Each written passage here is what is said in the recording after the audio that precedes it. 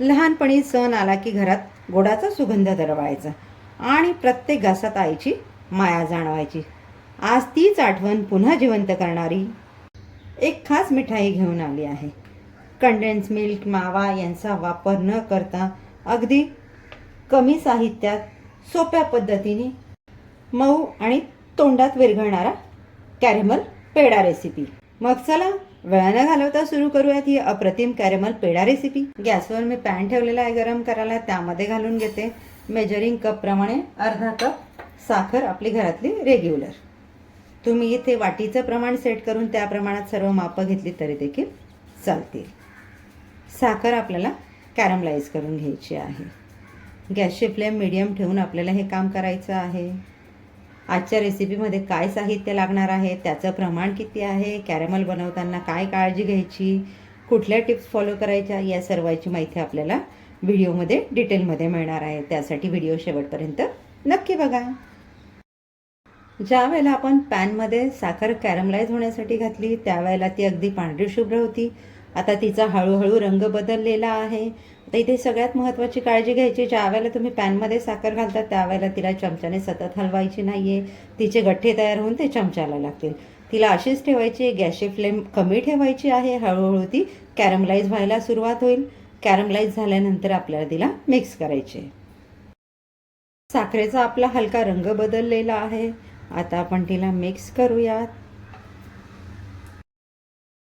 साखर आपली इथे छान कॅरमलाइज झालेली आहे. तिचा सोनेरी रंग आलेला आहे. यापेक्षा गडद रंग आपल्याला नको, नाहीतर कॅरमल कडवट लागेल. आता यामध्ये आपण ॲड करतो 1/4 कप गरम दूध. तर आपल्याला हे कॅरमलाइज झालेली साखर आणि दूध छान मिक्स करून घ्यायचं आहे.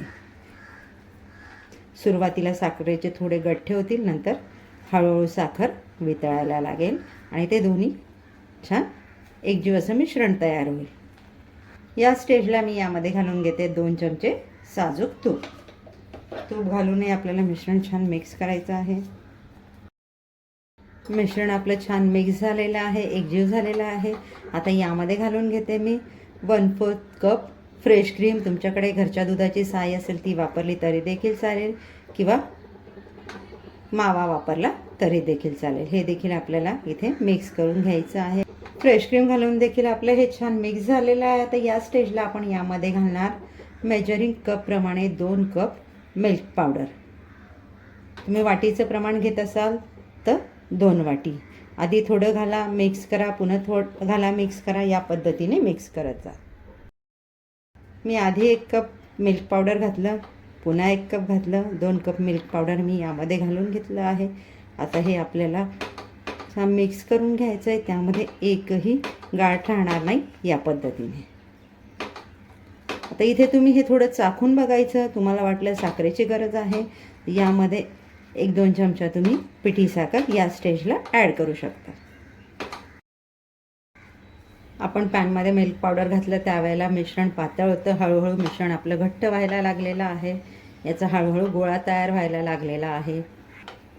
तुम्हाला जर अशा छान छान कमीत कमी साहित्याचा वापर करून झटपट होणाऱ्या रेसिपीज बघायला आवडत असतील तर राजनाथ किचनच्या व्हिडिओजला लाईक करा, चॅनलला सबस्क्राईब करा, व्हिडिओ फ्रेंड सर्कलमध्ये शेअर करा. आपला हा छान इथे गोळा व्हायला सुरुवात झालेली आहे. पेढा बनवण्यासाठीचं आपलं मिश्रण रेडी झालं आहे. हे ओळखाल कसं, नॉनस्टिक पॅन असेल तर मिश्रण आपलं पॅनच्या कडा सोडायला लागतं आणि या पद्धतीने त्याचा गोळा तयार व्हायला लागतो. नॉनस्टिक पॅन नसेल तर काय करायचं आहे, थोडंसं मिश्रण घ्यायचं, त्याला गार होऊ द्यायचं थोडं, आणि त्याचं या पद्धतीने गोळा करून बघायचा. त्याचा गोळा तयार व्हायला लागला म्हणजे आपलं इथे मिश्रण रेडी झालेलं आहे. आता आपण गॅस घालवून देऊयात आणि मिश्रण हलकं गार करून घेऊयात. मिश्रण आपण सहज हातात घेऊ शकतो, इतकं हलकं गार झालेलं आहे.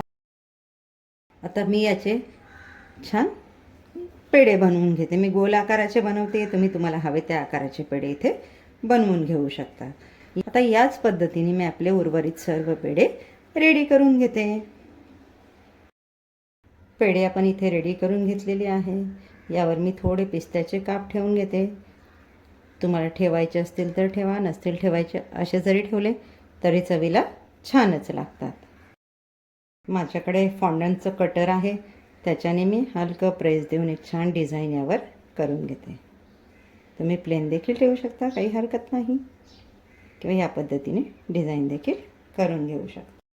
काही पेड्यांवर डिझाईन केलेली आहे, काही मी असेच ठेवलेले आहेत. आपण नॉनस्टिक पॅन नसेल तरी देखील अगदी छान पद्धतीने कॅरमल रेडी करून कॅरमल फ्लेवरचे पेढे बनवू शकतो. पेढ्यांचं मिश्रण आपलं रेडी झाल्यानंतर तुम्ही जास्त वेळ त्याला गरम पॅनमध्ये ठेवलं तर मिश्रण कडक होऊन पेढे कडक होतील. त्यामुळे झटपट त्याला पॅनमधून काढून गार करा आणि पेढे वाळायला घ्या. तयार आहेत आपले कमीत कमी साहित्याचा वापर करून अगदी सोप्या पद्धतीने बनवलेले कॅरमल फ्लेवरचे पेढे. कॅरमल फ्लेवरचे पेढे बनवताना काय काळजी घ्यायची, कशा पद्धतीने पेढे बनवायचे हे तर आपण बघितलं. मग आता घ्या बनवायला, टेस्ट करा आणि तुमच्या प्रतिक्रिया नक्की कळवा. भेटूयात पुढच्या व्हिडिओमध्ये अशाच एक नवीन रेसिपीसह. तोपर्यंत काळजी घ्या, आनंदी राहा. आसनाज किचनचे व्हिडिओ बघत राहा.